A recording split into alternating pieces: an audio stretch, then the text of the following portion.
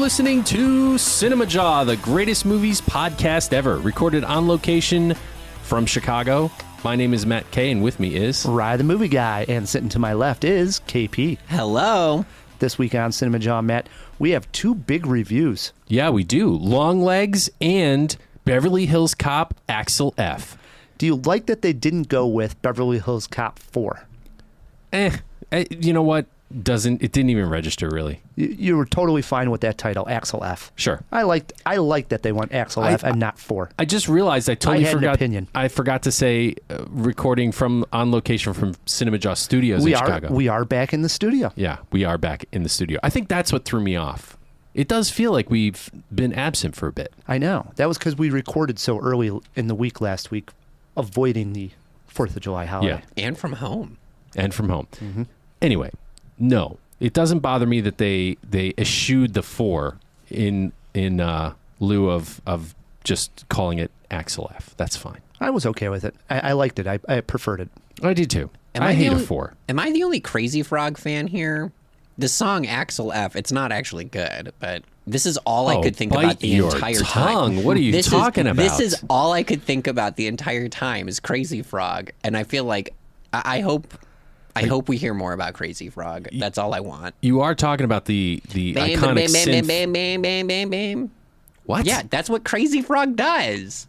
But you're talking about the song Axel F. Yes, but specifically yeah, Crazy Frog. That's the original artist? I don't know, actually, but there's a Crazy Frog music video where he's pretending, he's like miming, this is off the rails. He's like miming to ride a motorcycle. It's awful, but I love it. Wow. No idea what KP is talking about. Neither do I. I have no idea. No clue. Jawheads, feedback at cinemajaw.com if you love Crazy Frog. I usually know. I'm usually like connected to the young people through my kid. You are. I missed this one. This is like over your head. This is me as a child. This is like Gummy Bear song era. Now, see, I know that song. Very adjacent, like in terms of irritating and stupid. Baby Shark-esque. But for my demographic, I would say. All right, but now I understand at least. Okay. Raining Tacos. That one I don't know. Ooh, that's finally, a good one. Yeah. Finally. Speaking of raining tacos, man. Good stuff. We are doing best worst this week on Cinemajaw. This is where we pick the best and worst of 3 different topics. Because it's still Hugh Jackman month here on Cinemajaw, we're doing best worst Hugh Jackman movies. Nice. Yes. We should do this every month. I like it. Longlegs is about a serial killer. Best worst serial killer movies. There's quite a few of both categories. And Beverly Hills Cop, you bet, Cop movie, best worst. Okay. 3 great categories. Also, in honor of Beverly Hills Cop Axel F, no guest, we're playing Stump the Kubinski, and it's 80s movies with sequels in the 2000s. Oh, I was going to say you're dead, but in the 2000s. I think I'm pretty hip to 80s movies. We'll see. With sequels in the 2000s, much like Beverly Hills Cop. I bet you... Well, we'll see. I'm going to go ahead and believe in myself and say I'm going to do well this week. All right. A little cash on the. Well, I won last week. I know. All right. You want Hang to on. bet 5? I got 5. All right. Let's see it. Because I never trust Matt. Wow. Pulls out the wallet, which is attached to a chain. And, oh, my God, there is a $5 bill on there. Put it right here. Abraham Lincoln. Leave it right there. Yeah. Awesome. Where's yours? I'm good for it. No. You got 5 or not? I got 5. All right. Good stuff. Plus, we'll get to some other hijinks here on Cinemajaw this week. As we always do. Yes. We already have. We're kicking it off with Hugh Jackman fact. What do we got, KP? Speaking of hijinks, who on our team is the most clownish? Actually, nobody answer that because I don't think any of our self-esteems can take that. But... you know what? Maybe do answer because the most clownish person on this podcast is Hugh Jackman himself. Before he was famous, he worked as a gas station attendant and then a birthday party clown. The man was a clown. Honestly, an ass clown. Kind of makes sense. I like that more than Jungle Cruise skipper for so many reasons. Was he also a Jungle Cruise skipper? No, but Kevin Costner was. Right, and The Rock, right? But The Rock was under different circumstances. True. Robin Williams was under the same circumstances as there you Kevin go. Costner. According to Jackman himself, this is a quote, "I was Coco the clown, and I had no magic tricks. I remember a 6-year-old standing up at a party and saying, 'Mommy, this clown is terrible. He doesn't know any tricks.' And that kid was right." I love the brass balls. Like, what a likable guy just to be like, yeah, I was a clown. I kind of sucked at it. Kids made fun of me, but now I'm Wolverine. Now he's Wolverine. He is a performer, though, big time. I mean, he's hosted the Oscars. We've seen him in musicals. He's a song and dance man. He is a song and dance man. And on top he's the greatest of that, showman. He I really know, is. that's what I'm thinking. He's the greatest showman, but he got there from being the worst for a while. Well, I mean, listen, you can't rise to be the ringleader without first starting out as a clown. Good point. Is that true? No. I think you need money. I think Same that's good what- point. So I mentioned the other hijinks we got going on. Matt grabbed some sound bites of Hugh Jackman that we'll be playing for the rest of the month. And I like to kick these off. Matt, you went with how many? Just 3. Okay, we got 3. And I might add more. But for now, we got 3. We got 3. Let's play these sound bites, and me and KP. And we should warn that there is some swearing in one of these. Oh, okay. We will try to guess where the sound bite comes from. Are we ready for number 1? I'm ready. Go fuck yourself. Okay. Some swearing. Let me hear that again, because I think I did pick up a swear word. Can I hear it again? Go fuck yourself. Yep, I did. Yeah. You were right. That's the one with swearing in it. Good job, Brian. I would say it's a Wolverine movie. But there's 25 years worth of them. I would have literally no guess what Wolverine movie it is, KP. I got nothing either. I know because I made these sound bites. So what do we got? That is from X-Men First Class when they go to recruit Wolverine at the bar. Oh my God! Yes. He's totally disinterested, and he just tells him off. Okay, so they walk into the bar, they go to get him, and this happens. Go fuck yourself. I like that. Okay, Yep. Got And he it. orders another whiskey. nice. On to soundbite number 2. That would be a cameo, by the way. Oh, so Not a small role. okay. Absolutely. That was the only time that he was in the movie. For literally It's actually coming back to me 10 I did see seconds. that It's movie. awesome. It's an Yeah. awesome scene. I gotcha. I'm the best there is at what I do. But what I do best isn't very nice. Now, you guys should know this, especially you, KB. This also feels Wolverine. I believe so. Also, that Yeah. sounds very Wolverine. That's Wolverine's with great power comes great responsibility. That's like his tagline. Well, then it would have to be from 1 or 2 then, right? Would it be? Would it have to be? And like talking to Rogue. He's not talking to Rogue. Okay. They have like that Who the weird hell is Rogue? truck scene. I have That's no what I- guess. I'll go with X-Men. No, I'll go with the Wolverine. Actually, go Can ahead. I play it again? Please. I'm the best there is at what I do. But what I do best isn't very nice. No, you know what? I'm going to change it up and go The Greatest Showman. Yeah, it was The Greatest Showman. No, is it? What do you got to guess? I'm going to say X2.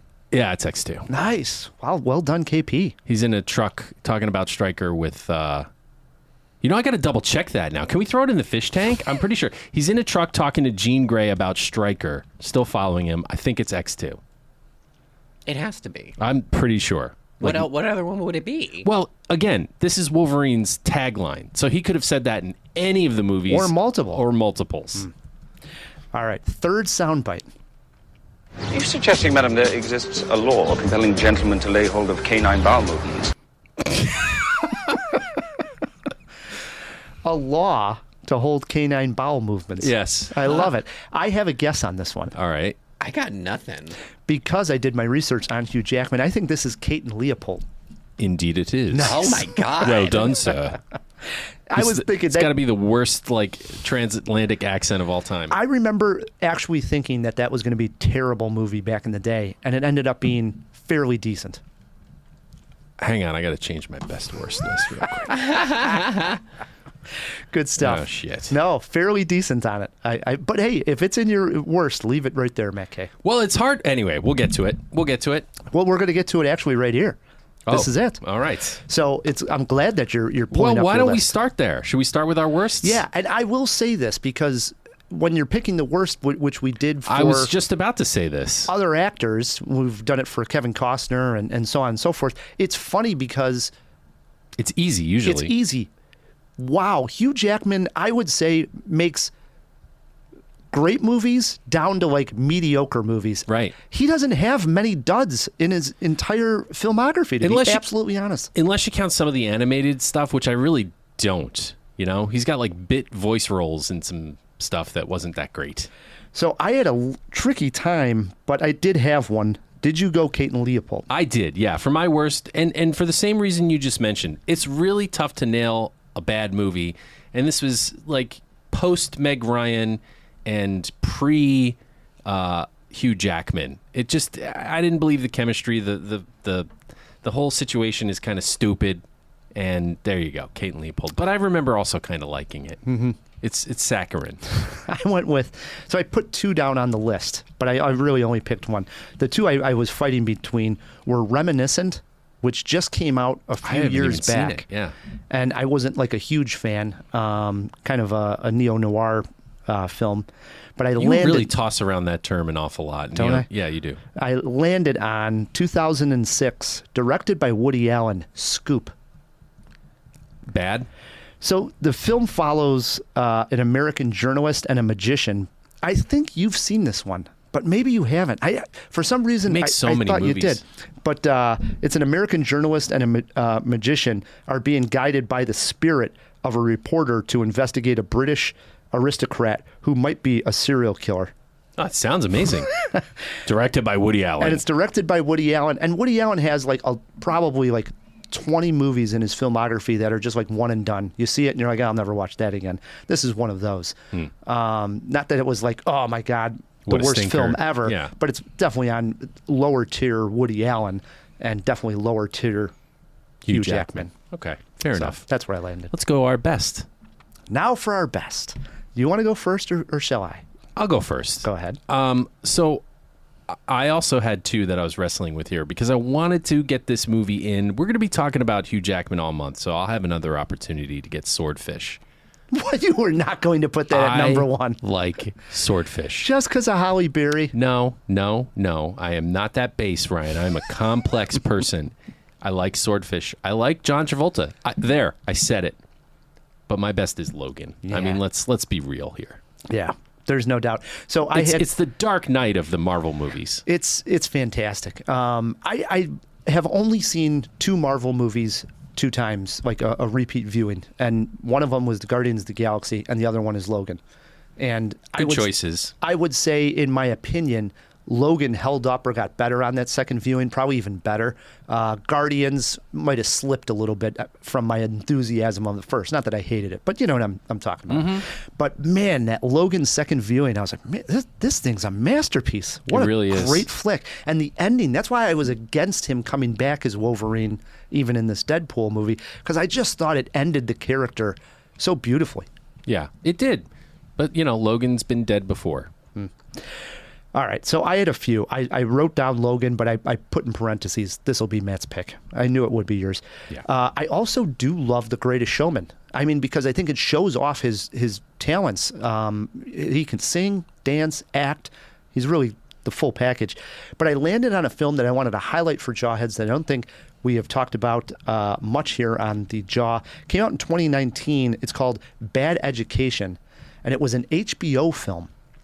Never even heard of it. And I just looked through his entire filmography. Yeah, this stars Hugh Jackman and Allison Janney, and it's based on a true story. Okay.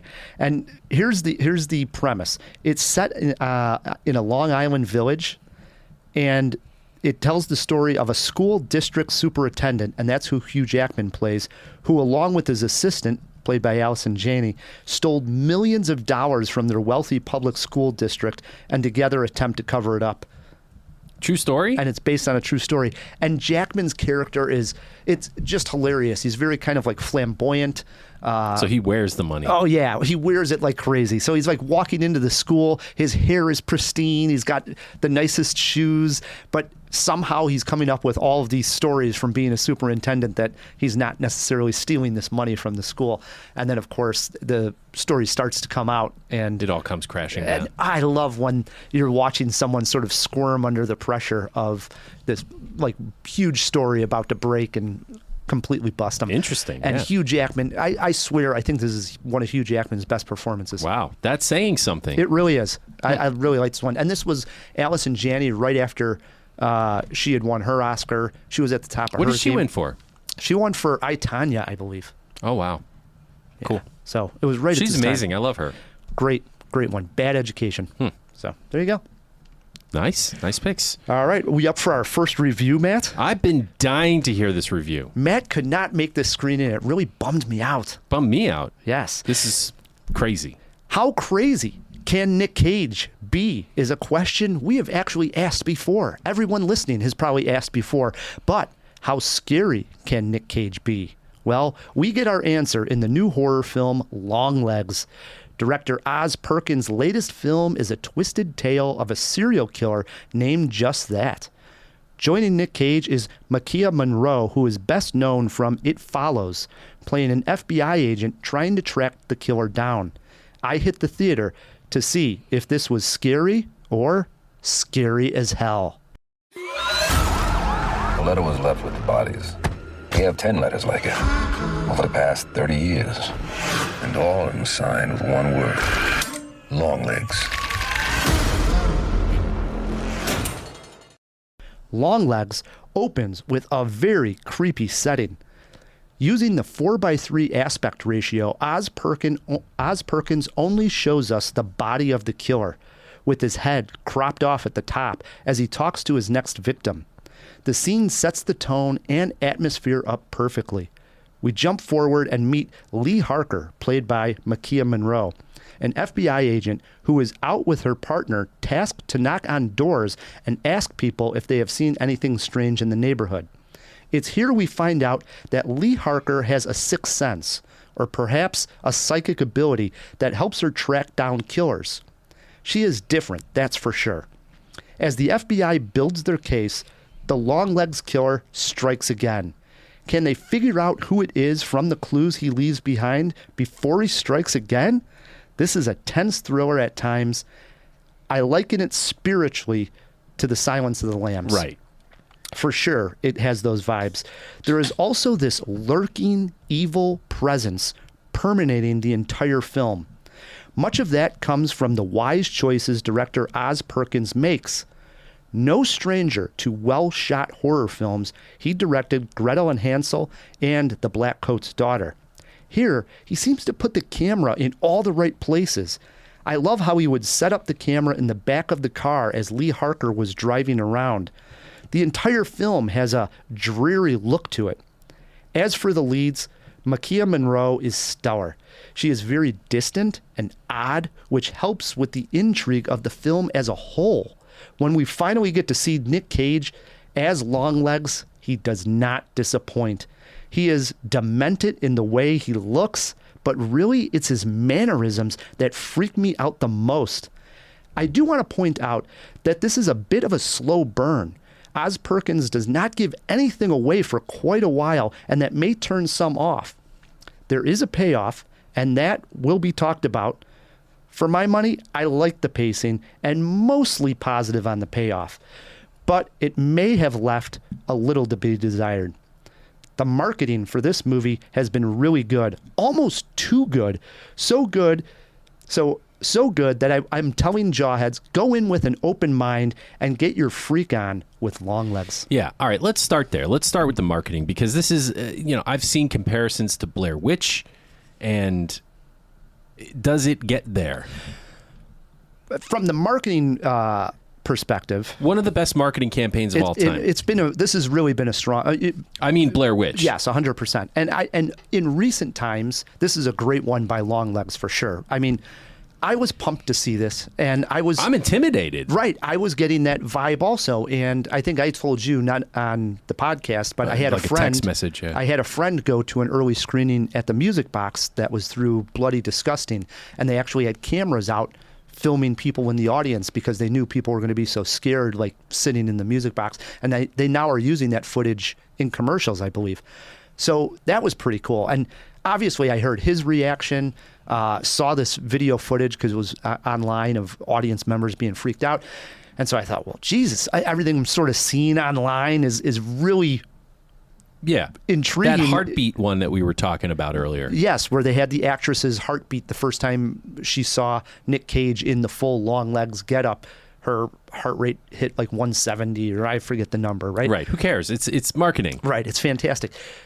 So what happens is you almost get overhyped about a movie. And so sometimes you could go into it and you're like, oh my God, it's going to be the scariest movie of all time. Well, if it isn't, then it's almost a letdown. And that's why I don't want people listening to this to go in there believing all of that hype. It's a fine movie. It's tough. Again, always judging what's the scariest movie of all time, because Exorcist. some things scare Matt, some things scare KP, some things scare me that don't scare the others, right? Sure. So it depends. I wouldn't call this the scariest movie of all time. Is it freaky? Did it get under your skin? Yes, it definitely did. I left the theater. I was like, yeah, it was pretty creepy. Like on the ride home, I always talk about like I bike home after these screenings. And I was definitely like a little freaked out of like a guy that was just like walking on the sidewalk, where I know I wouldn't have been prior to seeing the movie. But on the way home after seeing Longlegs, I was like, who the hell is that guy? Why is he walking straight? And not, not turning here. Yeah, what the hell's going on? So go in with an open mind and enjoy Longlegs. As far as Nick Cage's performance. Yeah, let's talk about Nick Cage. That's what Oz Perkins, I think, did so good, was not showing his face and not only in the marketing, but also... Do you hear his voice? Yes. Yeah. Can you tell it's Cage? Man, I think he does a really good job. I think you can tell it's Cage for us cinephiles, but it's an altered Nick Cage. He's definitely changing the tone of his voice, not a straight up Nick Cage talking. Where do the scares come from? Is this a gory movie? No. This comes from very much kind of dread? Kind of the dread that you felt in Silence of the Lambs when... I didn't find Silence of the Lambs dread. Oh, yeah. I mean, okay, the scene where she goes with the night vision goggles into his house. But, okay, here's a great example where Jodie Foster goes to meet Hannibal Lecter for the very first time. I never found that scary. So this is what I'm talking about. Like, you didn't find it scary. I remember being like, oh, my God. Like, how is this person walking down this hallway? And, all the crazies are behind the bars.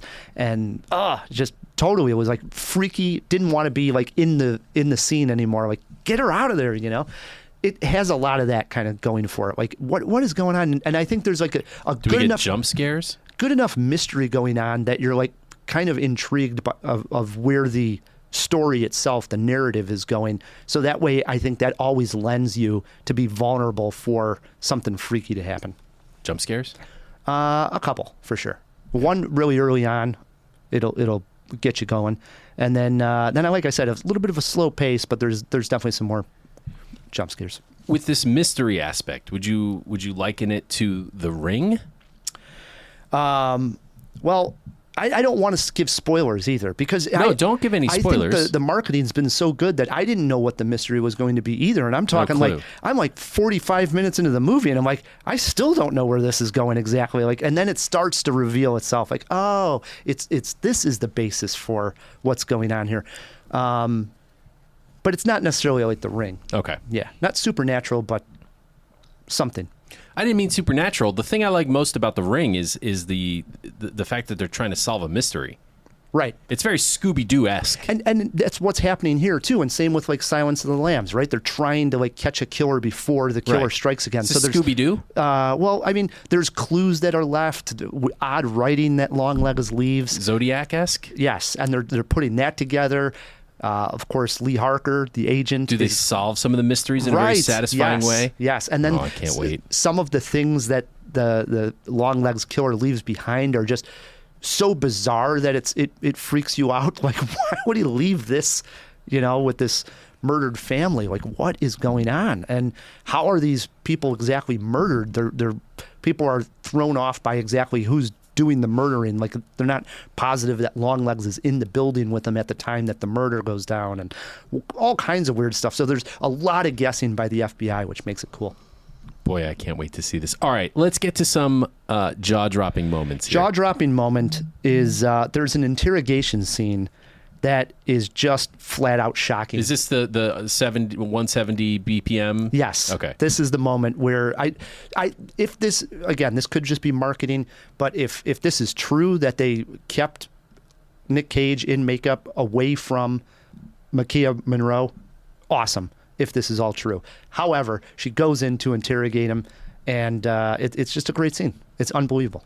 Cool. Can't wait to see I it. love it in a great interrogation scene. You got we could almost do top 5 interrogation scenes. Write it down. It's a good one. You got Yeah. the Dark Knight and the Joker. Yeah. There's some good ones. Yeah. All of mine would be from The Dark Knight. Where are the drugs? Yeah. Swear to me. And I also like, speaking of jaw-dropping moments, just want to, again, emphasize how Oz Perkins went with the 4:3 aspect ratio. For the whole film? No, just in the beginning, Okay. and then in flashbacks when they're going back in time in the story as well. And it really just added to the atmosphere of the movie. It was well done. Sometimes I think directors play with the aspect ratio, and it's what did that do anything for it? This one really, really helped it, I think. It was really well done in X. Mm-hmm. Yeah. Yeah, that was more for fun. It was like that one cool shot when it comes out of the barn. Yeah, and then it widens out. Yeah, and that was cool. It really turned out that it was like the camera going through the barn. Now that I remember it, but when it opens up, it's oh, we're in this aspect ratio, and then it's just really just black on the sides, and the camera opens it up. This is a fun trick. But all right, that was your jaw-dropping moment. What about a movie poster quote? I went with this. Longlegs is out of his cage and terrifying the neighborhood. Well done. How many jaws? Does 3.5 jaws for Longlegs. Okay, all right. 3.5 jaws for Longlegs. It's not Silence of the Lambs. No, it is not. I do want to clarify that when I'm saying that it's feels that way spiritually. It's not necessarily as good. I mean, I'm being honest when I say I think Silence of the Lambs is in my top 10. Oh, for sure. Of all time. I mean, Yeah. it's a masterpiece. So it's not on that level. I don't want to put it up there, but it feels How many those times have kind you of vibes. seen Silence of the Lambs? Oh my God, I would say 5 to 6 times. I think I may have seen it 8 to 10. Yeah. Yeah, at least. Every once in a while, I just put it on. Yeah, I will too. I would say it was about 5-6 years ago I watched it again, and I was like, man, is this good? It's still good. It's shockingly just still great. As soon as it comes on, Timeless. The opening shot of Jodie Foster training when they come together and say, hey, we got this case for you to work on. I'm already freaked out. I'm like, oh no, man, don't do it. Don't take the case. But she does. Yeah. Awesome. 3.5 jaws for Longlegs. It is now in theaters, Jawheads. If you see it, let us know. Were you freaked out by Longlegs? What did you think? Shoot us a tweet at Cinemajaw or email feedback@cinemajaw.com. That brings us to our best, worst serial killers, Matt. All right. Shall I start? Well, let's start with the worst. Okay. Let's start with the worst. The worst is a film directed by Morgan J. Freeman. No relation. Not that Morgan Freeman. Morgan J. Freeman.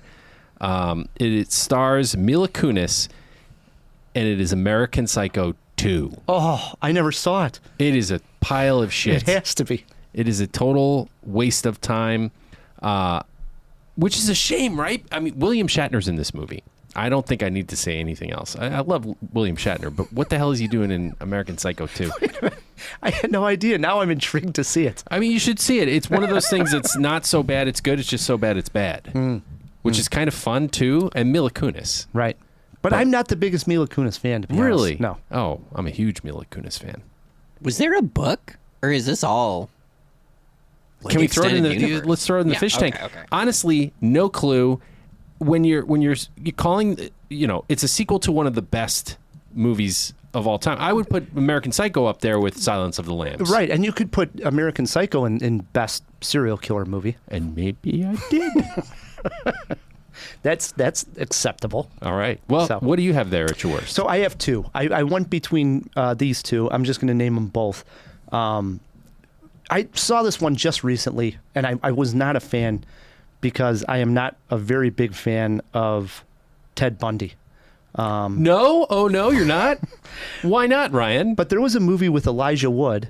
He does not play Ted Bundy. He plays the FBI agent, Bill Hagmaier. But the movie came out in 2021. It's called No Man of God. And it's based on the real-life transcripts selected from conversations between Ted Bundy and the FBI agent, Bill Hagmaier. Was Ted Bundy Zac Efron? In a different movie, not in this particular movie. But that's the That's serial also, killer. I believe, also. He's like the charming, good-looking serial killer? Correct. Okay. Yeah. And it happened between 1984 and 1989, and the complicated relationship that formed between Bundy in the final years on death row and this FBI agent. And I don't know. I think there was just too much Bundy stuff going on at the time. Remember, this was only a couple years ago. It just seemed like, I think there were like the Ted Bundy tapes, and then there were, that was like a Netflix special. And then there was the Zac Efron, and then there was this. I watched that. And I was like, Jesus. And this one you just got Bundy fatigue, was kind of dull. And then you watched Married with Children marathon. You were like, oh no, too many Bundys. But no, it was just kind of dull for me. I mean, I like that they used the actual transcripts, kind of cool. Just didn't translate that well into a good film for me.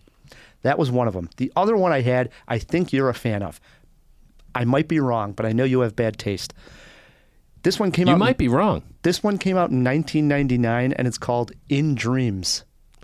Yeah, I saw this one when I was doing research, and I think I like it too, but I can't really remember it. For some reason, I thought, did Matt maybe bring this up on a Jaw one time? I think I probably did. And I was like, man, I remember thinking, what is this movie even about? It was a wacky movie. Annette Bening stars in it. Mm-hmm. And she has like disturbing dreams about a murder of a young girl, her daughter, and then the body is found dead in the police.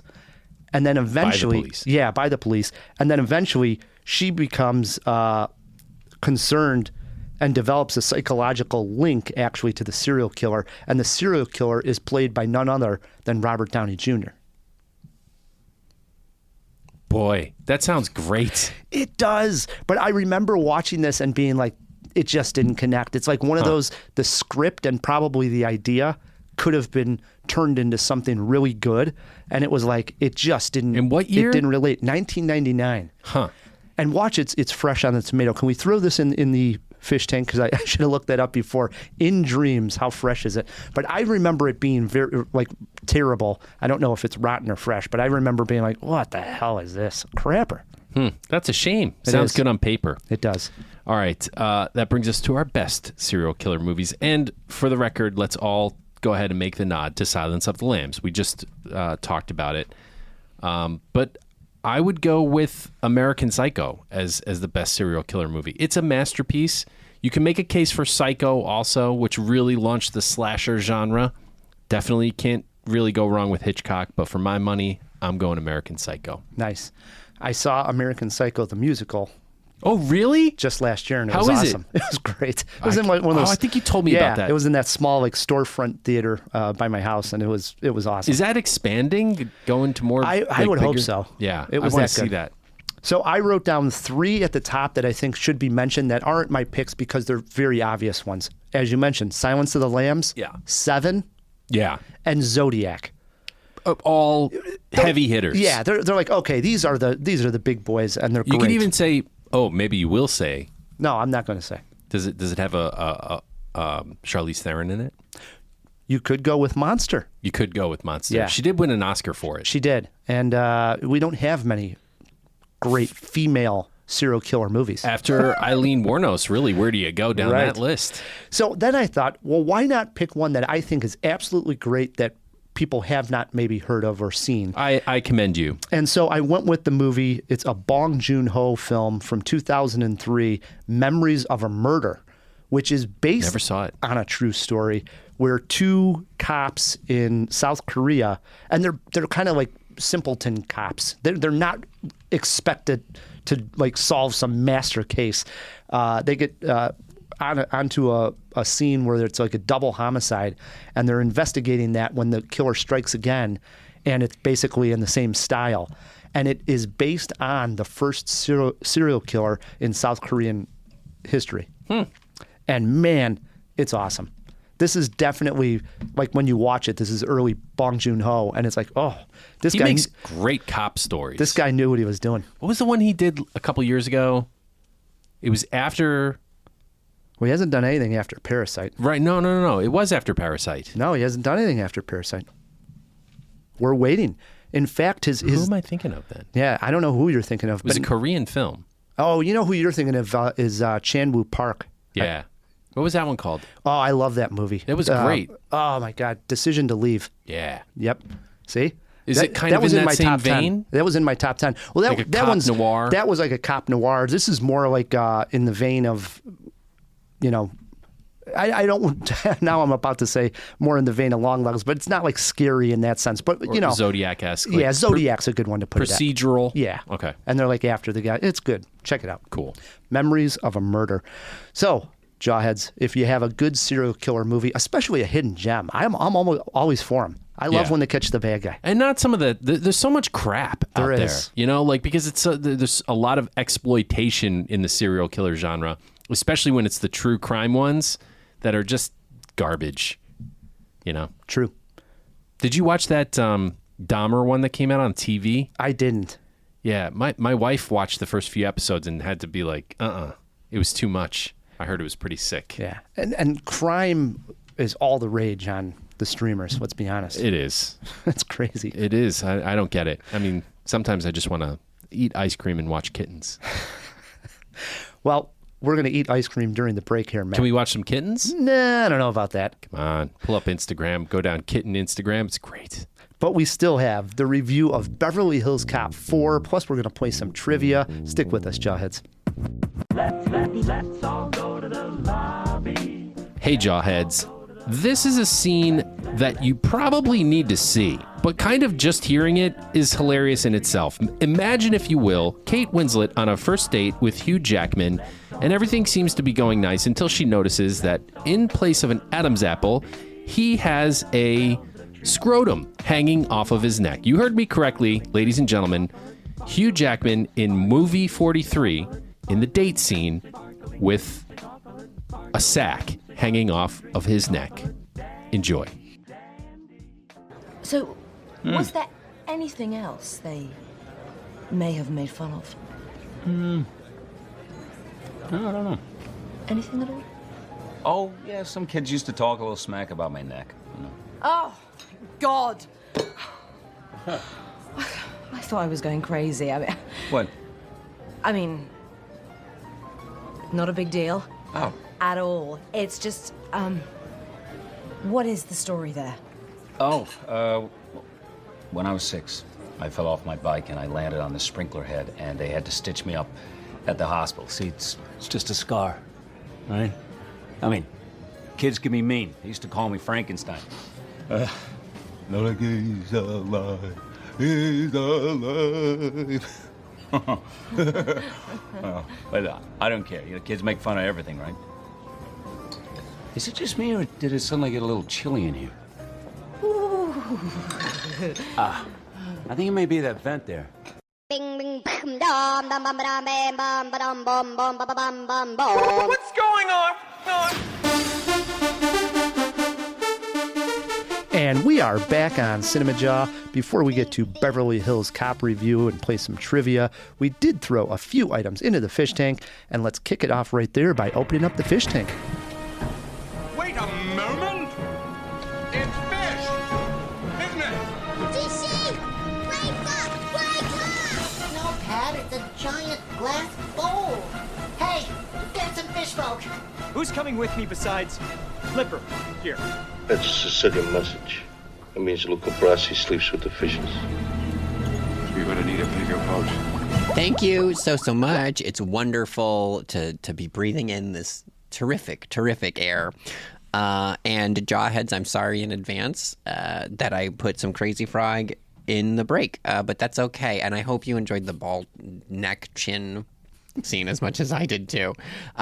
We had 3 questions in here, which is for like being a solo with only 1 review so far. That's a lot. The first question we had is, where does this clip come from? I'm the best there is at what I do. What I do best isn't very nice. Or more specifically, which Wolverine film is that in? And that's actually Origins. We were both wrong, Matt. It's not X2. And I guess that also makes sense. Yeah, that's his storyline-wise. Yeah. I do also think that there's something really accidentally charming about that, is that we are celebrating Hugh Jackman because he's being Wolverine again? Wolverine and Deadpool, and this is the first iteration that we see Ryan Reynolds as Deadpool. And admittedly, an even worse version of him than the current Deadpool's fine. But the X-Men Origins Deadpool was awful. Oh, yeah. Yes. You totally lost me for a second there. Deadpool is in X-Men Origins. Still Ryan Reynolds. And it's weird. It's super weird. I remember when the first Deadpool was coming out, and I was like, they brought this goober back? But they did it right. I wonder if they... How did they get that so freaking wrong? It's like you take everything that's cool about a character and 86 it completely. Like, just, hey, get rid of that. He makes wisecracks? Not in this movie. In fact, don't even give him a mouth. What do you mean he's the merc with a mouth? No mouth for him. Weird. It was weird. It's awful. Yeah. No comments because I can't remember. I've seen Origins, but I don't remember it. It's really bad. Ryan Reynolds literally has no mouth. like the scene in Matrix where Neo loses his mouth. It's like that. I'm serious. For the whole movie. It's weird. It's yeah.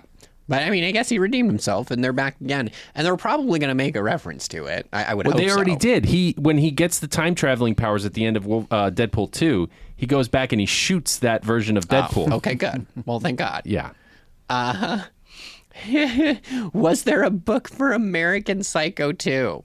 Do we have wagers? There's already 5 on the table. I would say no. I would say no also. Absolutely not. Absolutely not. Brett Elston Ellis actually went on fact to reject and denounce the film because he's like, I don't like that you guys took this thing I worked hard on. The Christian Bale movie's great, but then this sucks. It was actually honestly even written under a completely different name called The Girl Who Wouldn't Die. But they, during production, no less, not pre, but during production, edited the script and just connected it to American Psycho for the sake of making money. That makes a lot of sense now that you say it. Yeah. And I don't know, everybody seems to be super net negative on it. Mila Kunis even went on to say I really regret being involved in that project. I do wonder in a lot of ways, I think it's made even worse that they put American Psycho on it. Oh yeah, sure. If this just was The Girl Who Wouldn't Die, it'd be another also ran horror movie. Yeah. But it would have made no money. So they probably made a little bit of money by throwing that name, that title on there. It worked. Here we are talking about it 20 years later, right? Sure. What year did it come out? Do you have 2022. Or no, I always do this now. 2002. 2002. Yeah. So yeah, 22 years. 22 years. And then Matt, we're talking about a lot of real duds. What is In Dreams rated on Rotten Tomatoes? This was my pick. I said it has to be rotten, so it's my guess. I'll say it's somewhere in the 30s. I mean, okay, let's say 25, just to be different. Price is right. You're nail on the head, Ryan. It's even worse than you think it is. 25 from critics and 40% audience rating. The audience always likes it a little better. A little bit better. But still, in Ryan, circa 2018's words, maybe that's even late, but the masses are asses. Yep. He said that from the get-go. I was a big masses You've are let asses go fan. of it now. I have. I have not said it in a long time. Because you're part of now the masses. Unbelievable. Yeah, exactly. Now all of us are the asses, and we're looking at the giants and be like, write in feedback because we don't know what the hell we're doing. Well, we are still in the fish tank. Next week on the podcast, we are going to be reviewing Twisters. Yay. I'm actually stoked. I'm excited. I know I saw the screenings at AMC 21 right down the street here. I know it's going to be in the Dolby Atmos theater, and it's going to be all right, I'm here for it. It's going to be fun. Yeah, fun disaster movie. We may do a top 5. What did we came up with an idea earlier in this episode. We were talking about doing action movie remakes. Yeah. So we might hold on to that idea. Didn't you have a better idea? No, that was it.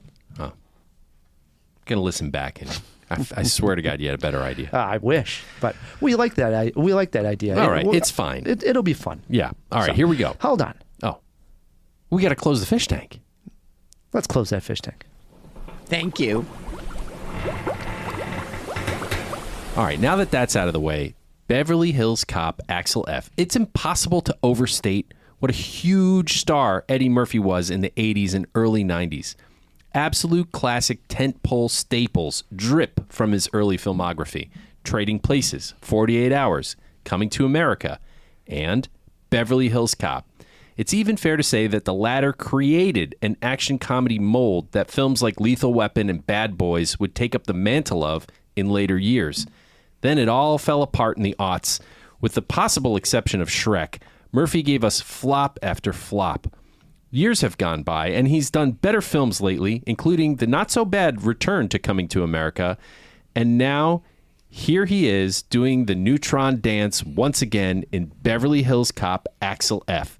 So is this just a nostalgic hit of fan service, or can Foley slip another banana into our collective tailpipes? We fired up Netflix to find out. Watch your ass out there, okay? I'm gonna be fine. They love me in Beverly Hills. Detective Foley, you ever read your own files? Shootouts, start of the piece, a lot. Please tell me you didn't get arrested again. Twice, but I broke out. I finally completely understand the difference between a Netflix movie and a theater movie, Ryan. If this movie had been a theater movie, I would have been a little harder on it. I'm way more forgiving of Netflix, and we'll swing back around to this. That being said, I do think that there is a lot to like about BHCAF. The plot is summarized thusly. After his daughter's life is threatened, wisecracking detective Axel Foley teams up with a new partner and some old pals to turn up the heat on a conspiracy. All the boxes get ticked here. The Neutron dance, the heat is on, car chases, Foley scams, you name it. The action is actually surprisingly good, even if it takes the film a little bit to find its footing. Speaking of nostalgia, it was amazing to see Judge Reinhold, John Ashton, Paul Reiser, and yes, Bronson Pinchot returning. As each character got a scene, I was smiling ear to ear, and I have to say, they all look pretty damn good. Especially Eddie Murphy, who has aged exceptionally well. It's unreal. It is really remarkable. There are a few new beats. Taylor Page shines as his estranged daughter, Jane, now a defense lawyer, and Joseph Gordon-Levitt pops up, and he fits in perfectly as her ex-boyfriend, a Beverly Hills cop. Kevin Bacon is also in this movie, and I think he delivers as the main antagonist, even if it's a bit of a cardboard character. The guy's always dependable. And I have to say that once the conspiracy heats up, even though, again, it's a very cardboard formula, I was just entertained almost as much as I was in the 80s. This is a good Beverly Hills Cop movie. I'm not sure it would hold up in the box office, but with the lower pressure of Netflix, it can be a #1 movie of the week. So I say go ahead and spin it. I think I'm more or less right on your page with this one. I just wish the filmmakers and Eddie Murphy would have came up with a little bit better of a script than what they gave us. It seems like they didn't try hard enough on the actual script. They could have did something a little bit better. Decent. That's what I'm saying. Just imagine if it did everything that we liked, gave us the nostalgia, but also had a really good, intriguing story. It would have been like, all right, this is actually solid. But of course, I liked seeing the whole gang back together. I was smiling at times. I wasn't even sure that the one guy was still alive. Taggart. Yeah. I was like so happy that he was. I was like, oh, he's still with us. Because they don't reveal him until like midway through the movie. And I know you said they all look good. He does not look that good. Dude's 86 years old. Oh, well, for 86. But like I said, 76. But he's he looked 86, let me tell you. I mean, 76, he didn't look so good. But I was like, oh, Taggart's still with us. He's great, by the way. But for me, this passes the bar for me, but just by a little. Thankfully, it got better after that embarrassing scene, and you alluded to this when you said the action scenes eventually found its footing. And for me, man, this reminded me when we were talking about that Bratz documentary, and I was talking about how embarrassed I was at the beginning. I wanted to turn it off. This movie opens up with Eddie Murphy at a hockey game.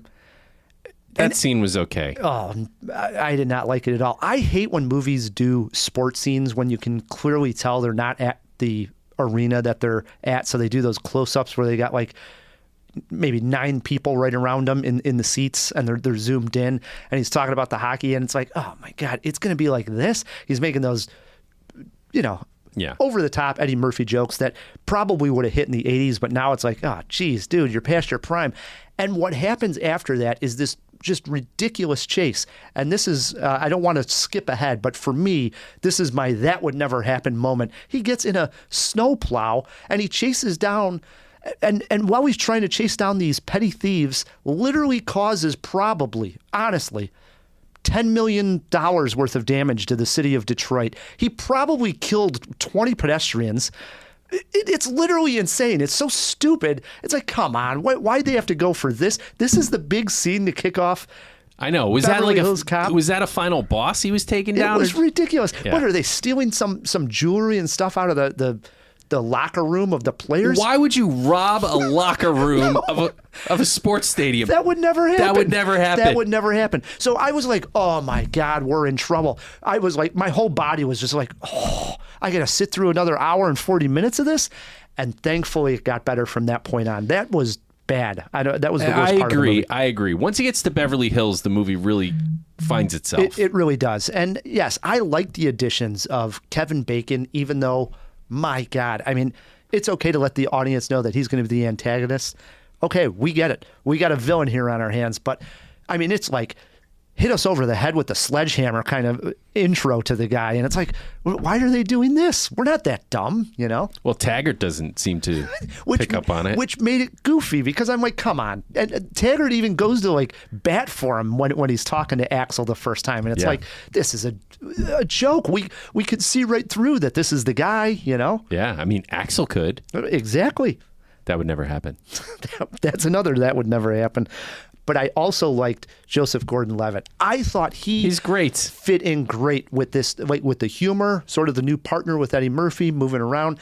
I thought. How about that helicopter scene? I thought it could have actually been better, but I liked it. I appreciated it. The helicopter scene? Yes.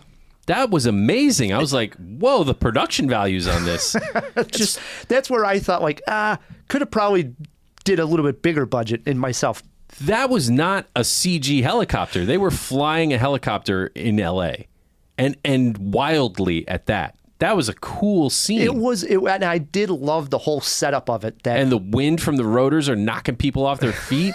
That was cool. And it was great because Joseph Gordon-Levitt plays a character that said he could fly, but didn't say that he can't fly anymore because he has this traumatic past incident. Wonderful. That was funny as hell. So there were moments in there where I was like laughing all of a sudden. I was like, oh, it's back. I'm enjoying my Beverly Hills Cop again.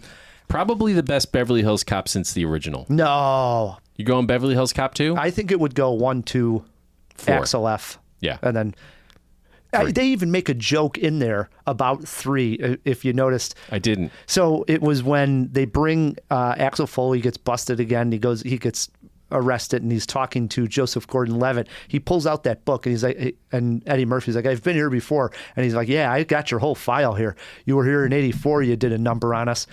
Then you were back here, and he says the year again. He's like, you did another number on us here. And then here, not your best moment. That was a jab at the movie itself. Fair enough. Is 3 the one with Brigitte Nelson, the 6-foot blonde, where they? I don't remember. They're in an amusement park is the part that I remember the most. Maybe I'm thinking of 2. Beverly Hills Cop 3 is very not memorable. No, I would say that's probably 2. I think you're right. Yeah, but the music came on. It had its highlights. They sort of dipped their pen into that well a little too much, I thought. But also at the same time, you want to hear those songs. Mm-hmm. So it's fine. A couple of gripes here that I do have with it. He wears his Detroit jacket way too much. He's in Beverly Hills. And it's summer. It's summer. It's warm out. Everybody around him's in shorts, and he's wearing a Detroit winter jacket. He does take it off. A couple of times, but I mean, it's a little bit too much. I like that they had it once or so, but it didn't need it enough. And then my main complaint with it is the case is just too weak. To me, it felt like there was so much going on these little side stories. For instance, they go to see a house that's up for sale, and they only do that so that they can climb over a fence. Okay, these are funny moments, but really at the end of the day, all they need to know is where this one SD card is, and that's the entire case. Pretty stupid, pretty dumb at the end of the day when you think of it. And that's what I'm talking about. Like, God, it's good. And all you needed to do was do a little bit more work on the script, and you could have had something actually that we would be talking about maybe 5 years from now when we're doing some list on, you know. Yeah, you're not wrong. You're not wrong. They could have. The case is weak. It really is, and that bothered me that it was so weak. I'm like, God, come on, man. It was better than I was expecting it to be. And you're right. Also, though, we've talked about it before. I went to the theater. Probably wouldn't be as high on it as I am here. I'm giving it a passing grade as a Netflix movie. Definitely check it out if you're sitting at home. Do you have a jaw-dropping moment, Matt K? Sure, I do. the meter maid chase. This is my jaw-dropping moment also. It's the hardest I laughed in the whole movie. It's hilarious. It's great. He gets into like this little trike, like a meter maid rolls around L.A. and... Yeah, like one of those little like it's like carts. a golf cart. Yeah, it's like a golf cart, but for cops to go to the meters and yeah, and gets into a high speed chase, and it's like really well done, like surprisingly funny and action packed. It was, and it actually, like, I wanted Eddie Murphy to make me laugh again, and he genuinely made me laugh when he got sprayed with mace in the face because she's grabbing onto the cart and he can't shake her for a little while. Then she sprays him, and he makes those funny faces that he does. That I was actually laughing out loud. So kudos. That was a great throwback. My jaw-dropping moment as well. You got a poster quote? I went with, on the Eddie Murphy nostalgia sequel scale, one notch above Coming to America 2. Really? I'm going above. That's interesting. I don't know, man. I don't know. I might have recency bias, but I think I agree with you. My movie poster quote was this: Beverly Hills Cop Axel Foley adds a few new steps to the Neutron dance, and I'm so happy. One thing before we get to our jaws that I did not bring up and I wrote down in my notes. What did you think of Judge Reinhold wearing a Guns N' Roses shirt? And that's the only other Axel that I know is Axl Rose and Axel Foley. Was there a connection there? I'm searching my head for other Axels. And KP, you got any Axels? Do you think they did that on purpose? No, I don't. I couldn't believe it when, I mean, and it literally... it was a throwback to the 90s. Like, obviously his character is kind of like... Just in that era? Yeah, stuck in this grunge era. He's a Gen Xer and... Because he doesn't change the whole movie because he's been taken... Right, he's kidnapped. So he's wearing like this Guns N' Roses shirt right at the beginning when he's doing his little heist moment or lookout. And then he gets kidnapped and then you see him again. He's still got the Guns N' Roses shirt on. And I thought, like, seems like a connection. It's the only Axels I know. How great was it to see Judge Reinhold? He was good, too. He is good. Yeah, I missed Judge Reinhold. Mm-hmm. He's like another Rick Moranis for me. I mean, maybe it was Fast Times at Ridgemont High. Maybe it was vice versa, which is a terrible movie, but I said it. Fred Savage rules. I love Judge Reinhold. Yeah, and when he got back with Taggart and they were shooting again, it did just make me feel good. Like, yeah, I remember like laughing hysterically in, those two being together in the original Beverly Hills Cop. You know what this needed though? It needed that, and I thought Joseph Gordon-Levitt was going to be this character. It needed somebody trying to follow Foley and him foiling and slipping. Mm-hmm. Like it needed the banana in the tailpipe. Yeah.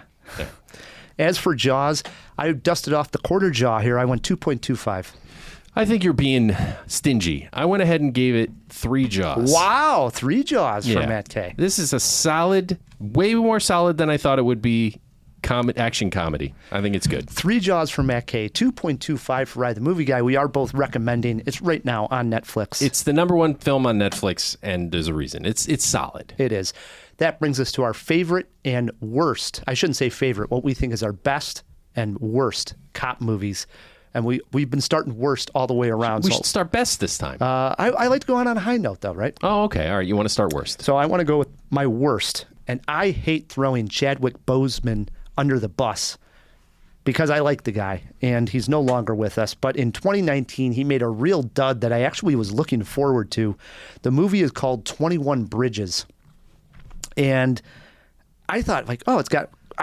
in my impression, anyways, when I saw the trailer, was going to be kind of like a gritty cop movie, along the lines of like a Copland or something. In the movie, after uncovering a massive conspiracy, this detective ends up in New York City chasing down some gang members, and then all of a sudden doesn't know like really what side is on. It's one of these, you can read it from a mile away, like, oh, it's one of these films, the cops are the bad guys kind of deal, like, come on.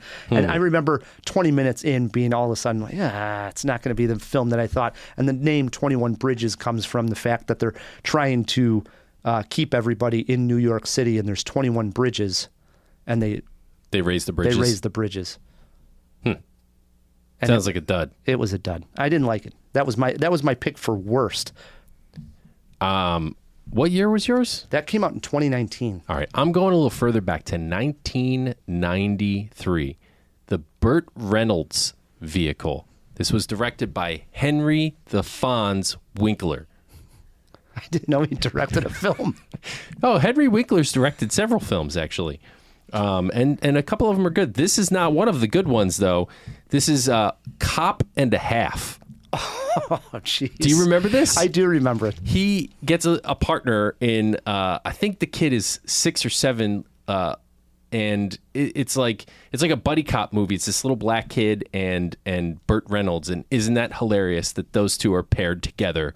And that is the entire premise of the movie. Oh my goodness! It's stupid.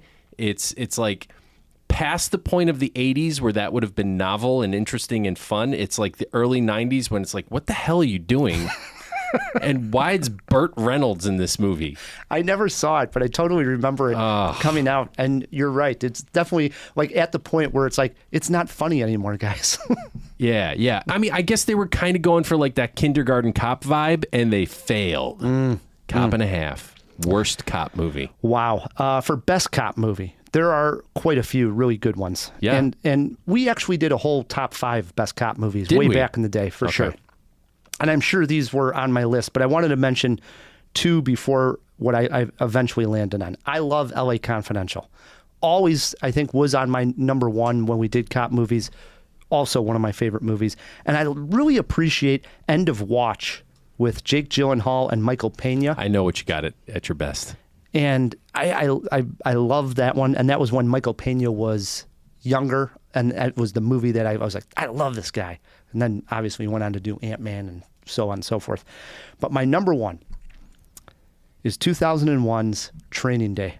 Yeah, Training Day is a solid pick. That's not where I thought you were going to go. No? Thought you were going to go Harvey Keitel. Oh, Bad Lieutenant. That's a good one too. But yes, Training Day 2001, Denzel Washington, Ethan Hawke. And I love when I watch movies that you already really like it. You saw it and you're like, wow, that's good. And then you watch it a second time and you're like, oh my God, it's better than I remember. And that happened to me with Training Day. I was a fan, and then I saw it a second time. I was like, whoa, I love this movie. Training Day it's another one we were talking earlier, like Silence of the Lambs or Shawshank, that just you could watch it again and again. It stands the test of time. Yeah, and it's just a damn good movie. It really is, and it's not like an epic in storytelling, but it's just got 2 fine performances. Obviously, Denzel won the Oscar, but Ethan Hawke also excellent in the film. Great one, good 1-2 punch. Yeah, I agree with you. I pretty much knew you were going to pick one of those 2, so I went ahead and picked my Verhoeven here, and I'm going with RoboCop. Wow.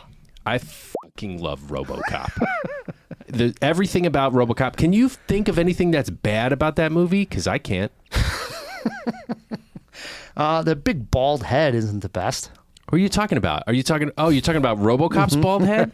He's a robot. What, do you want him to have a mohawk? I have not seen RoboCop in years and years. I saw the remake, which we could do, action movie remakes. But the last time I saw the original RoboCop it's been a minute. Dude, you need to rewatch RoboCop. Give the man a hand. Like, it's so violent. It's so disgusting. It spawned a video game, Smash TV, like everything about it. I think just what he was doing in filmmaking in that era is unmatched to this day. I want more movies like that, and they're just gone.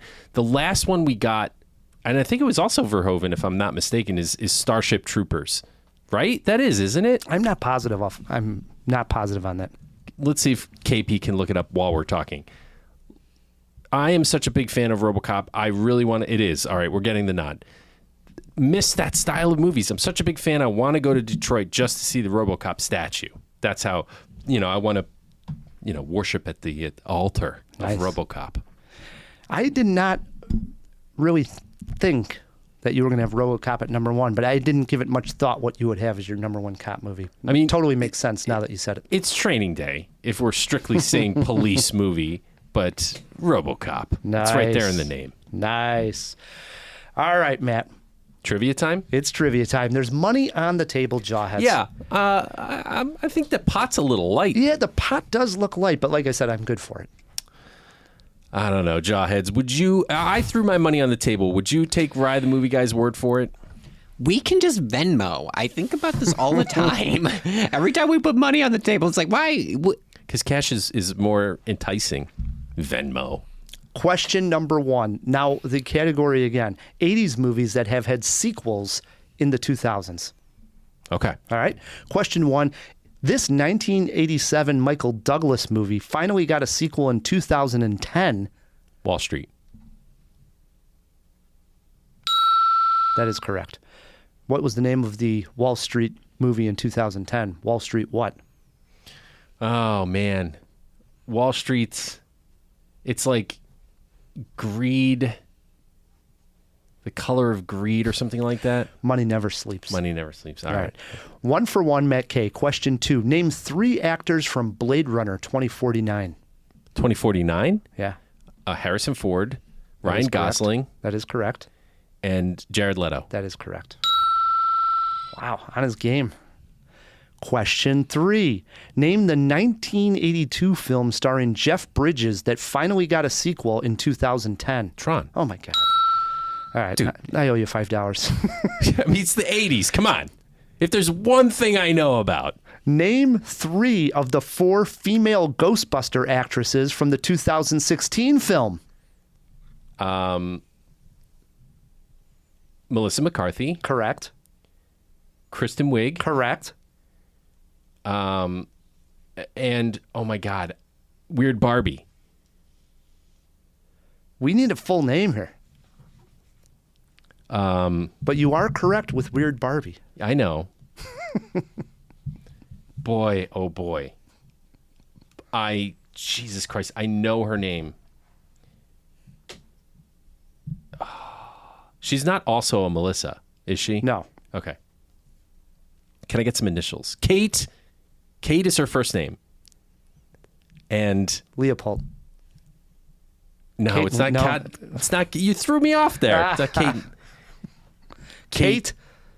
It's not Kate Capshaw. And Nope. it's not Kate Winslet. No. But it is Kate something. Can I get an initial? M. Kate.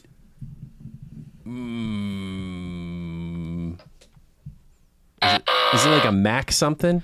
McKinnon. McKinnon. McKinnon. Damn it. I would have come up with it. We also would have accepted Leslie Jones. Leslie Jones is amazing. Yes. So Med is 3 for 4, not stumped. And I got it wrong on a Ghostbusters question. I should be ashamed of myself. I should have went in reverse order. It would have been more exciting. The last question. Here we go, Matt. Give me the years of release for the 5 Indiana Jones films.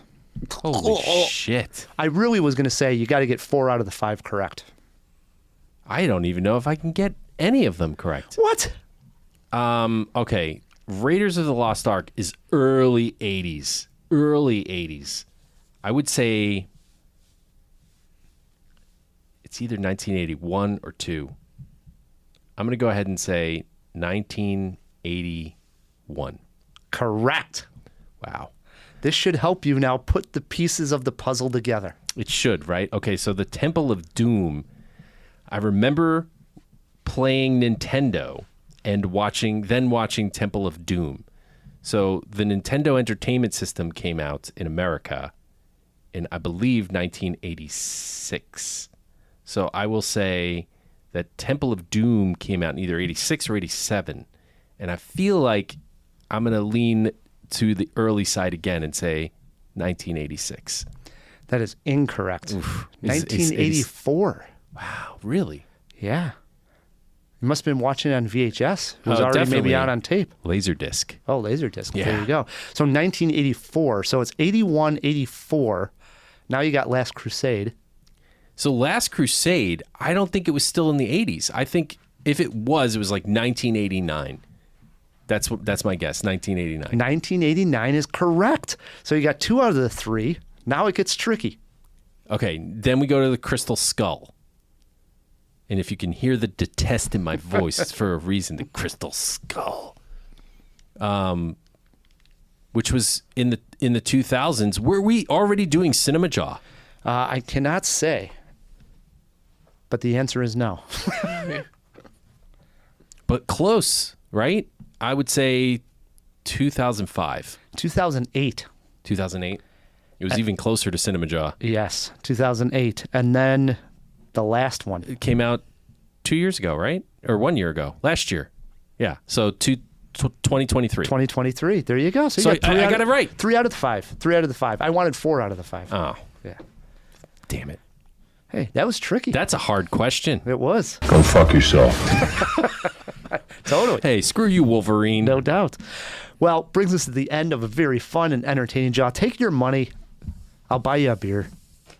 Did I win? You won. He's good for it. You're not stumped. Boy, I could have just took the 5. Matt wouldn't even know what the hell was going on anymore. Yeah, probably not. But I would have listened back and been like, hey, wait a second. Brings us to the end of a great job. First and foremost, we got to thank KP, our editor, our producer. Absolutely. It's always a fun time. I'm glad to see you guys in person again after the holiday. Ditto. Also want to thank our Patreons. Thank you for supporting the show. If you want to join us over there on Patreon, go over to patreon.com/Cinemajaw. Hey, we should do something for the patrons this month. I agree. Let's do something with Wolverine. Okay. We'll figure it out. All right. And then we'll let you know next episode. Exciting. We'll have a little meeting. Maybe just like one of the old movies, we'll watch it and do a bonus review. I like it. Something. Yeah. To get us in the mood for Wolverine and Deadpool. I'm excited. Yep. Coming up in a few weeks. And hey, if you can't afford or don't have the means to be a patron, we understand, and it's still cool. You can support us for free by clicking a button. Just click a like or a subscribe or anything that's around what you're listening to us on. Leave a review, that kind of stuff. Immensely helpful, and we thank you in advance. Yes, and if you have not subscribed to our YouTube channel, do it. Yeah, we drop every episode on YouTube as well. And some YouTube shorts, which are always fun. Yeah, those are fun. Love them.